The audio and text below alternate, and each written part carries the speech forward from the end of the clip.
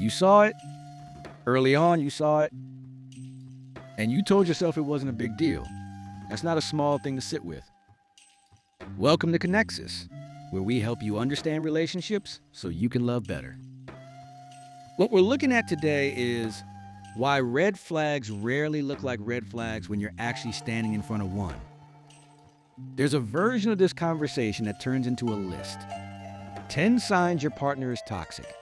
7 things to watch for on a first date. And those lists aren't useless, but they miss the more important question, which is why intelligent, self-aware people see the signs and stay anyway. Because that's what actually happens. It's not that people don't notice. It's that noticing doesn't always lead to the conclusion you'd expect it to.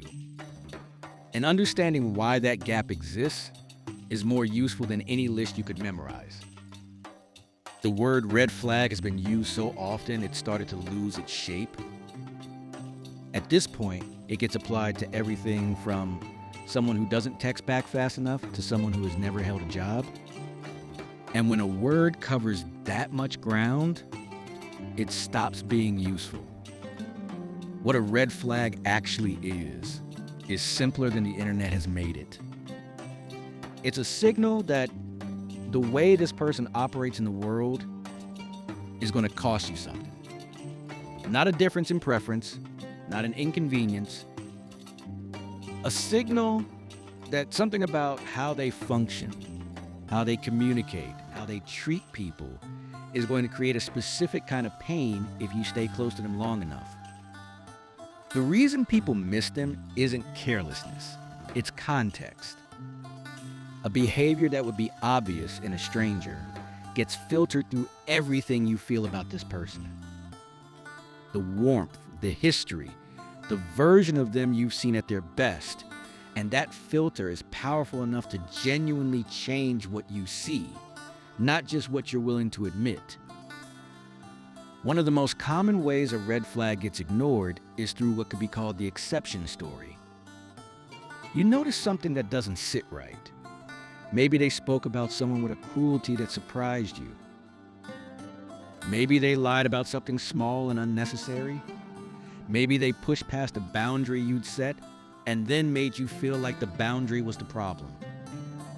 And almost immediately, a story forms. They were having a hard week.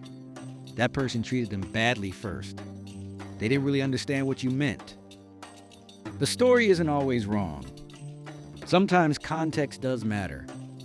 Sometimes people have hard weeks and act outside of their character. But what's worth paying attention to is how quickly that story arrives and how much work it's doing. For a lot of people, the exception story is automatic. It's not a conscious decision to overlook something. It's a reflex built from the desire to protect something that still feels worth protecting. The story arrives before the concern is even finished forming.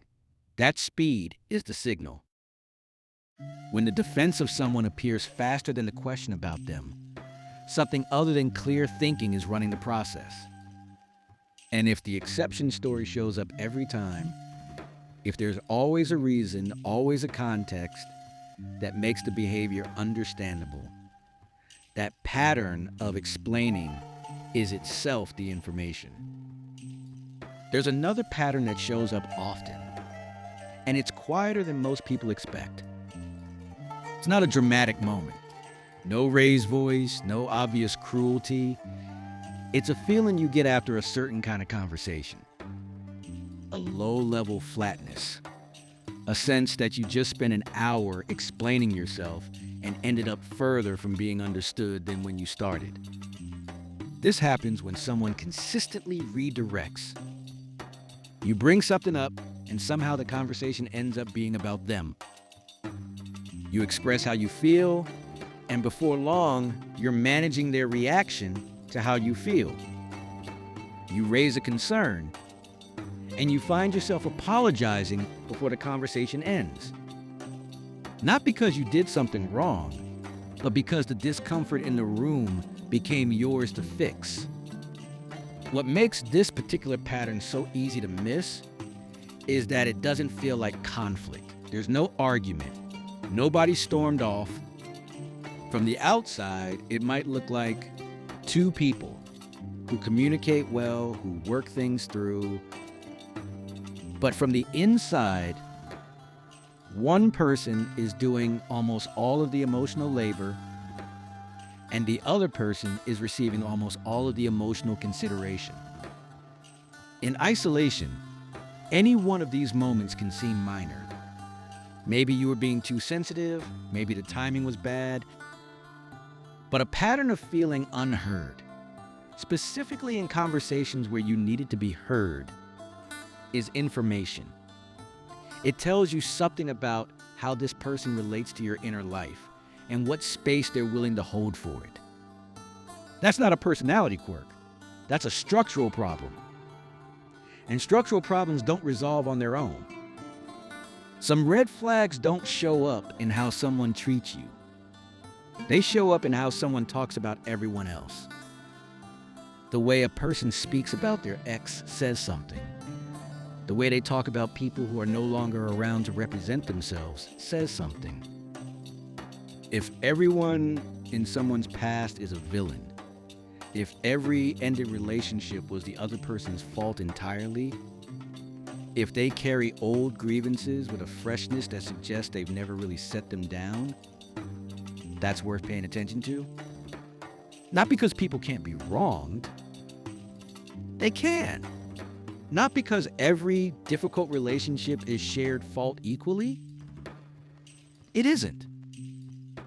But a consistent pattern of blamelessness, of being the permanent victim in every story, usually means one of two things. Either this person has genuinely had extraordinary bad luck with every human they've ever been close to, or they have a way of experiencing relationships that makes self-reflection very difficult. And self-reflection, the ability to look at your own role, honestly, is not optional in a functional relationship. It's the thing that makes repair possible. Without it, the same ruptures happen on a loop, and the explanations always point somewhere else. You will eventually become one of those stories. And when you do, the version of you in that story will not be the version you recognize. There's a particular kind of red flag that deserves its own space because it tends to be the most disorienting to experience. It's when someone makes you feel like your perception is the problem.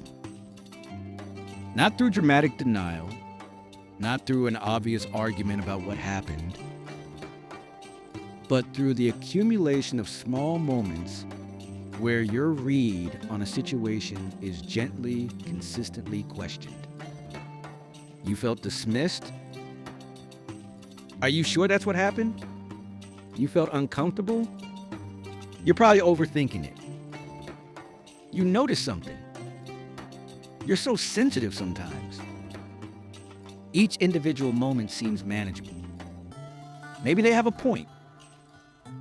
Maybe you are reading too much into things. That kind of doubt is reasonable in small doses.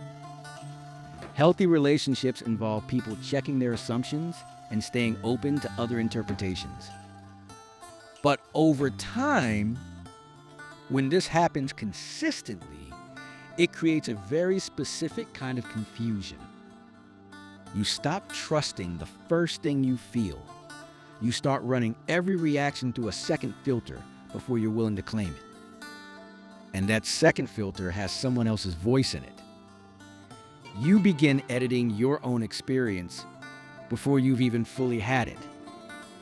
When you find yourself working hard to convince yourself that what you felt wasn't what you felt, that's not growth.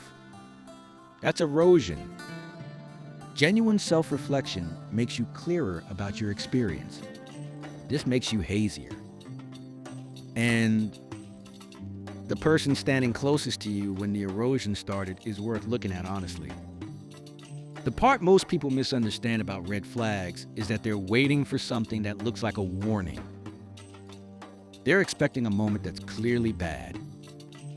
something that can't be explained away, something that anyone looking in from outside would agree was a problem.